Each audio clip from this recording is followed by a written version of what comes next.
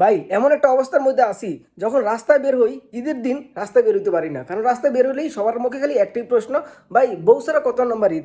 আরে ভাই বউ ছাড়া কত নম্বর ঈদ? মানে বউ ছাড়া তো ভাই বহুত শান্তিতে আসি ভাই। ভাই যারা বিয়া করছে তারা কি ভাই শান্তিতে আছে? তারা কিন্তু শান্তিতে নাই। মানে তাদের জীবনটা যে কত কষ্টের একটা জীবন।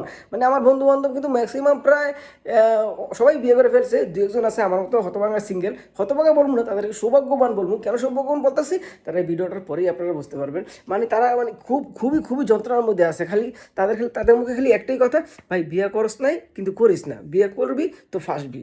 মানে বিয়ে করলে যে মানে কি যে একটা যন্ত্রণা পোহাইতে হয়। এই যে ধরেন, মনে করেন যে আজকে চামড়াইতের দিন, হ্যাঁ, চামড়াইতের দিন বন্ধু বান্ধব সবাই কাজ কামাতে ছুটি পায়, সবাই মিললে একটু রাত্রেবেলা একটু আড্ডা আড্ডা মারমু, ঠিক আছে।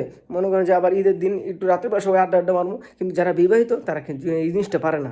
তো মনে করেন যে সবাই মিলে বই আড্ডা মারতেছি, হঠাৎ করে বউ ফোন দিয়ে দিব, ফোন দিয়ে কইব, এই কই তুমি বাসায় আসো,